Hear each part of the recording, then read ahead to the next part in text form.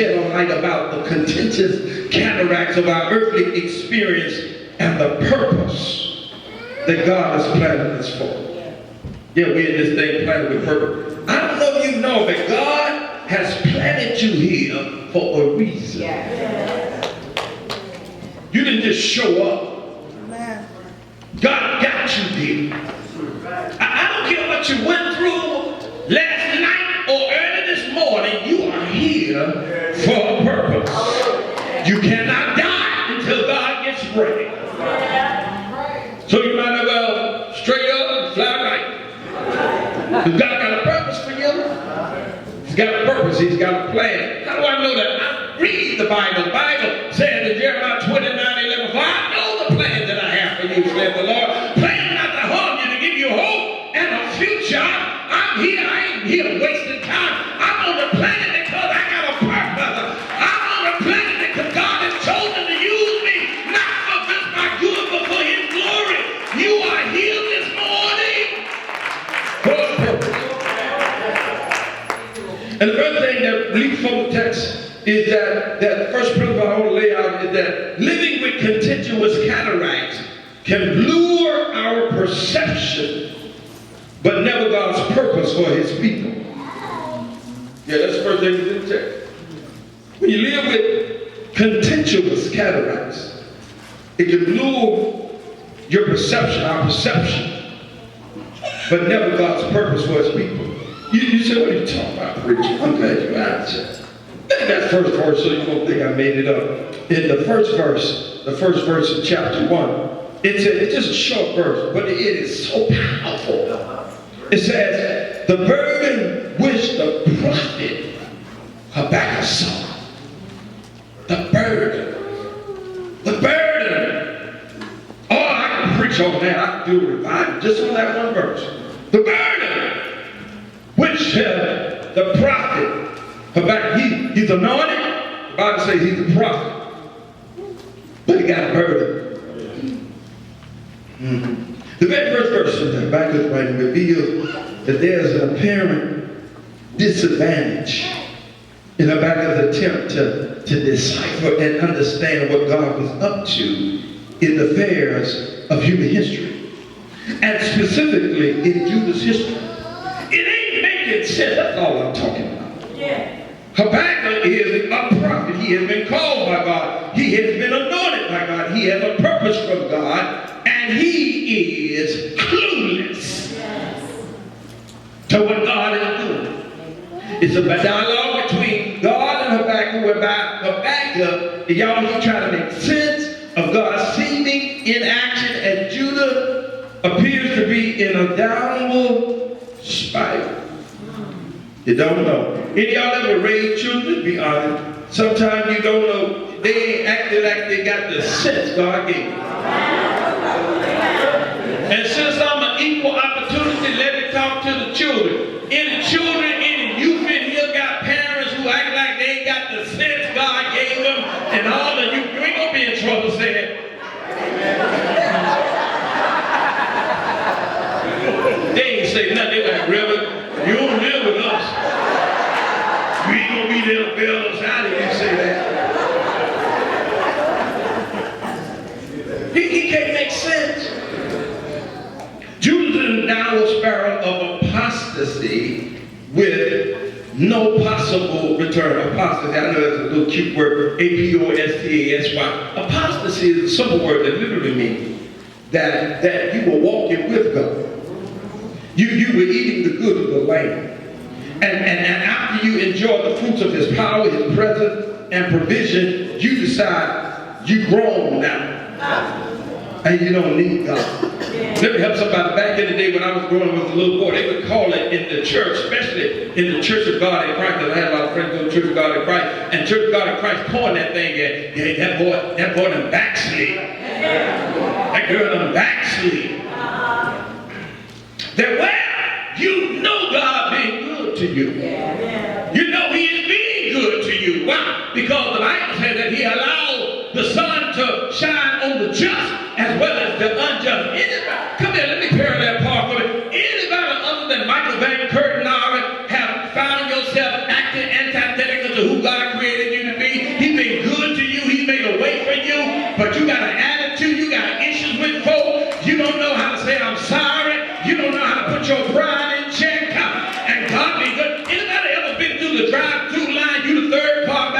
seems like the two in front of you taking all day. You done forgot that you got come follow me to destiny on your back of your car. You blowing your horn, you cussing, you fussing, you acting the fool.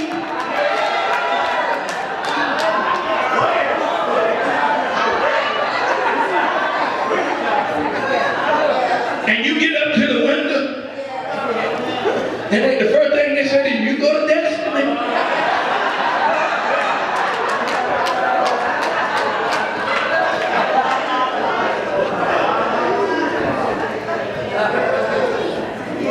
But he's still good. You say, what did he do? He bless you, even though you're in the car fussing, crying, blowing the horn, but he let you get to the window. You ain't in the third world country, your belly all sticking out, you're dying of starvation. He bless you to get to the window. That's his grace. I'm paraphrasing that with light. Out of all the hell we caused, out of all the stuff we do, he let us get to the window of grace. He let us get to the window of mercy. He let us get to the window of goodness. He does good like that. And then we decide, and don't let us go get an education. I made a decision a long time ago, before I got my bachelor's, before I got my master's degree, before I worked on my doctorate degree. I said, I don't care how many degrees I get on the wall, I will never be too dignified to say, give God praise that he's been good to me. I ain't gonna be so dignified that I can't, that I'm just walk around and fold my hands, because when I think of the goodness of Jesus and all he's done for me, and how he made a way for me, and how he's kept me, and how he kept me from things seen and unseen. I don't care if the governor's in the room, I don't care if the mayor in the room, I'll reel back my black head over my black mouth and give him glory.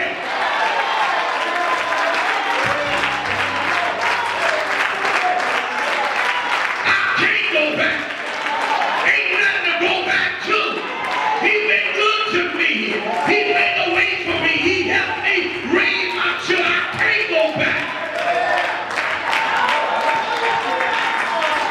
You be in the room, you like bougie and dignified, trying to impress people who don't like you. Oh my God. But I'm going to give him praise.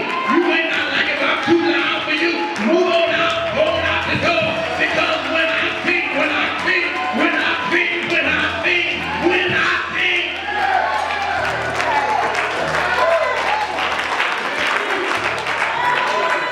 The devil is a lie. You give me $2 million again, try to bribe me to go back into the world. I ain't going back. Ain't nothing to go back to. I ain't going back. You can try to get me to ride on 24. Go. I ain't going back.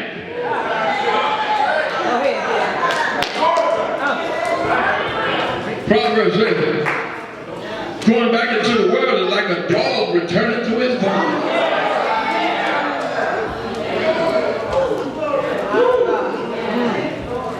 Judah goes into apostasy. And it looks like ain't no hope. Judah, Habakkuk is upset. He upset with God. No, but don't you see what's going on, God?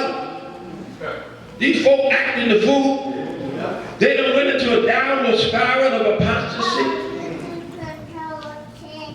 The bird that the prophet saw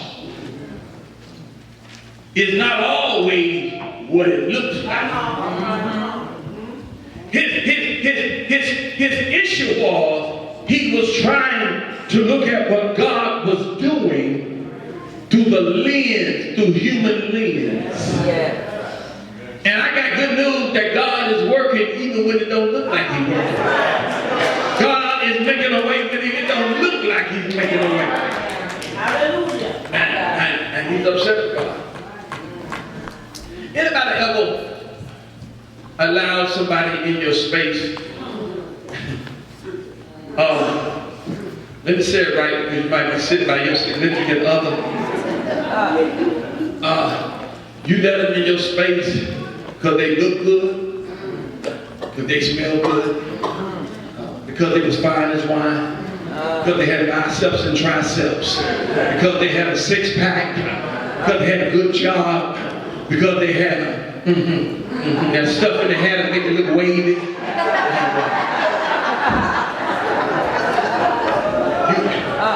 You let them in his face. Come on, ladies, I'm trying to help y'all. You be honest. Yeah, you had a moment in it. Yeah, I'm keeping it real. You had a moment.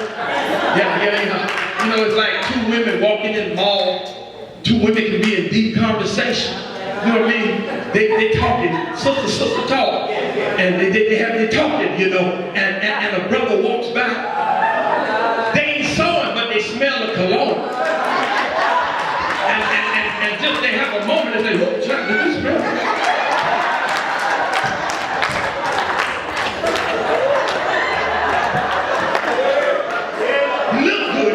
He smelled good, he talked good, but after he got the package,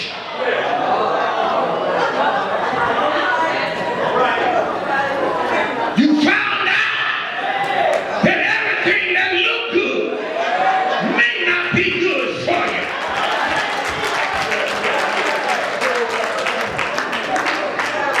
Because you are making a decision based upon human perception.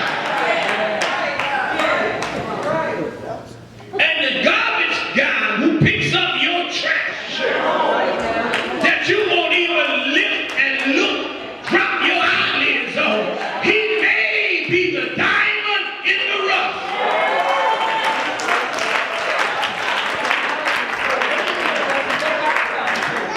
We've all made decisions based upon the external. Now back to KC straight. KC straight. God, how dare you let all this go on? This is Judah. This ain't just no anybody. This ain't the tribe of Benjamin. These are not the Levites. This is Judah. Whose name he praised. And God, don't you care? God say, you through? God say, you. Let me paraphrase. God said, if I told you what I was going to do, you wouldn't even believe it anyway. That's why every now and then, don't hurt nobody once I tell you this. Every now and then, y'all call me crazy, call me, you call me whatever you want. Just don't call me late for dinner. But whenever I'm going through, two things I know. I'm going through it, which means I ain't stuck in it. And what I'm going to is better than what I'm going through. I just got enough faith if I can just hold on a little while longer. It's going to be worth what I'm going through because the God I serve has already knocked it out. He's already opened up the windows of heaven and poured me out of heaven. He's already given me strength for the journey. He's already given me grace for the journey. Even though I can't see it, I know it's there. Sometimes there'll be nothing going on in my life, but I just be driving down the road and folk pull up to me. I be jumping and shouting. Ain't no radio on, ain't nothing on. I just be looking over my life, thinking how good God been to me. I'm like, man, if he been that good to me up to now, I wonder what the future gonna be like. If he been this good, I just wonder what my future gonna look like. What my tomorrow's gonna look like. What my next week gonna look like. Why? Because faith is the substance of things hoped for and the evidence of things not seen.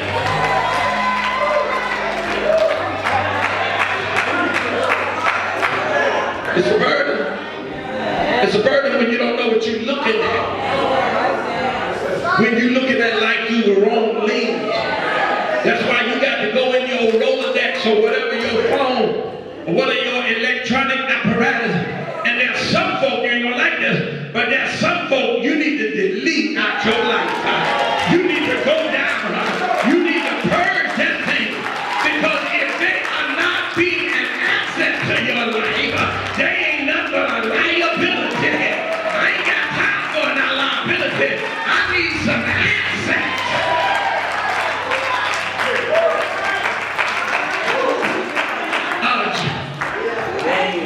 character's messed up because he's looking through the wrong lane. Stop listening to no crazy folk prognosticating against your life. You ain't gonna never be nothing, you ain't gonna never do nothing, your business ain't gonna never get off the ground. They just want you to stay in the bottom pit with them. You got all them prayer folk talking about they your friend on Facebook. The devil is a liar.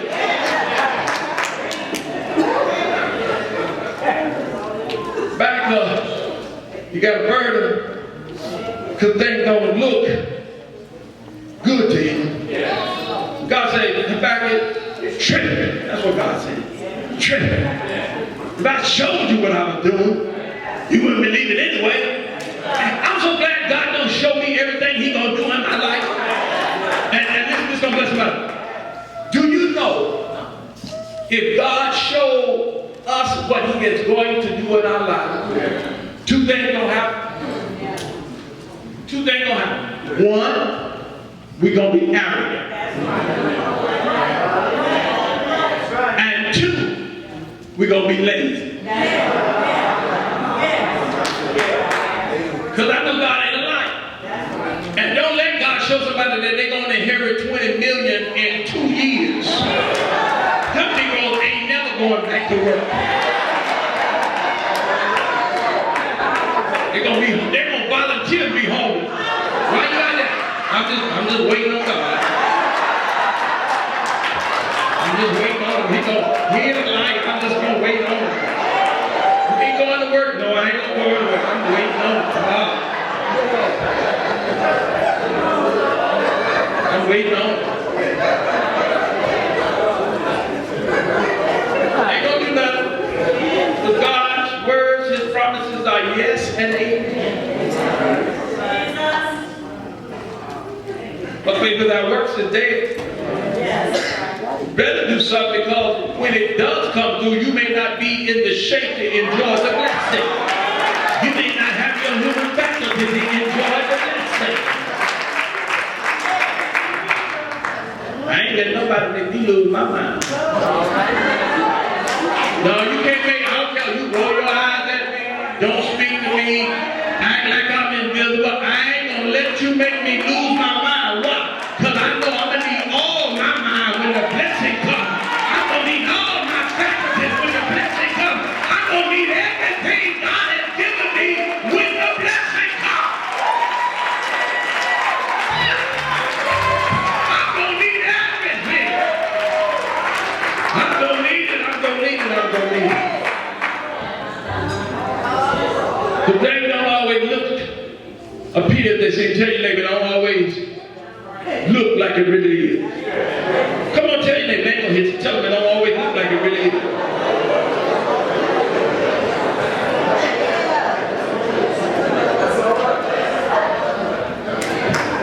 It don't always look like what it's gonna be like.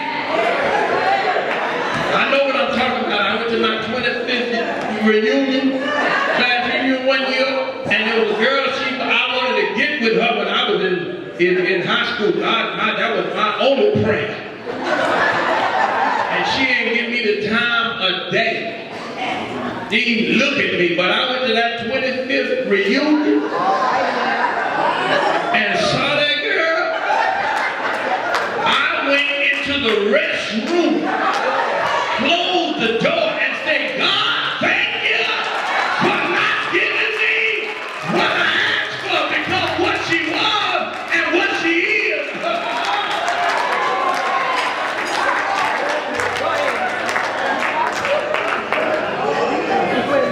Pray for me. I'm praising the Lord, but pray for me.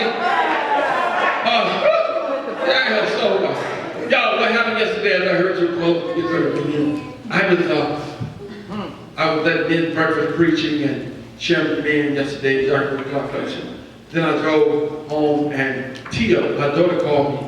I was on another call, so I didn't pull the call. I was going to call back, and then so I talked to Ruth. Ruth called me, or I called Ruth, one of them, but she said, Michael, she said, can you stop by Party City? Because Tia has some balloons there that she's ordered for London's party. London had a little party yesterday. All the baby kids was running around there yesterday in the house.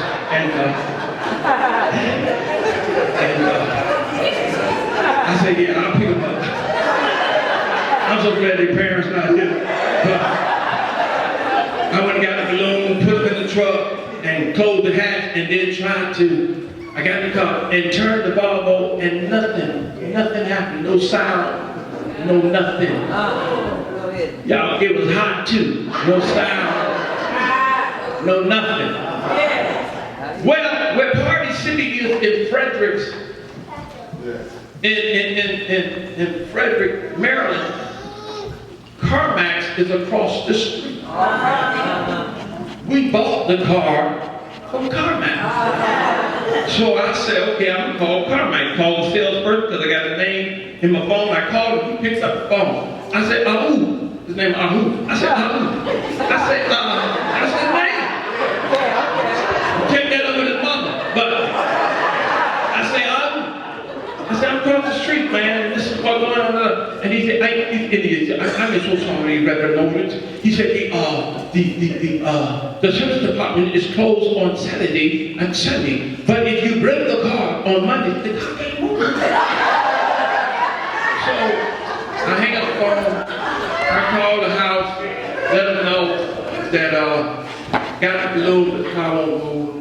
Come to find out that Jason was at the house a little early. I thought he was coming late. He was at the house. Put Jason on the phone and said, Jason, the car won't move, the battery is dead. My son said, Dad, I'm on the way. All right. Whoa. Now, be there short. He was on the way. Here's my point. I could see CarMax. I could see the service department. I know they had the tools to help me out. But what I couldn't see was they wasn't open. I couldn't see Jason. I didn't know he was at the house. And I heard his voice. His voice said, Daddy, I'm on the way.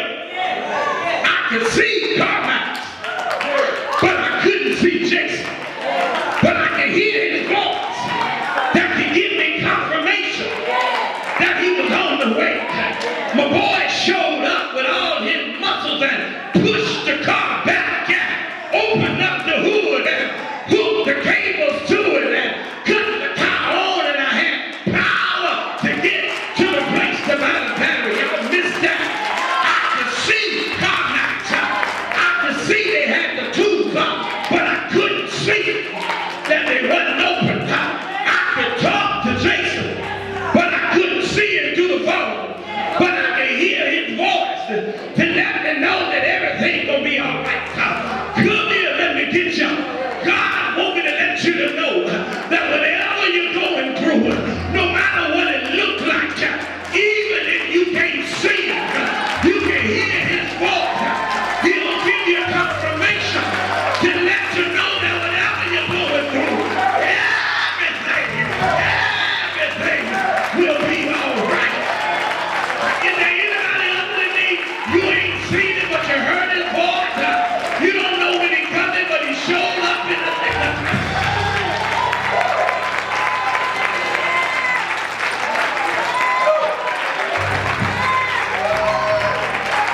But I got one more thing. Y'all, he'll show up. You ain't got to see him, but if you keep your mouth shut, the Bible say be still. That means you got to shut up and know that God will work that thing out.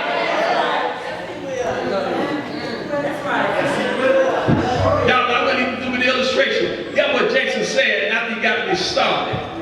As I was on my way, Jason said, Dad, he said, do you need me to follow you? I said, I think I got it from here. Y'all missed it. Y'all missed it. Y'all missed it. Come on, 23rd Psalm. You thought it was stalkers. There wasn't no stalkers.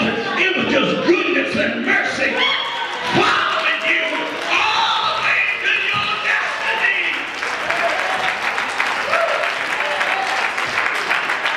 Y'all, this so short, but it's God bless you. It's the last one. Somebody said the last one.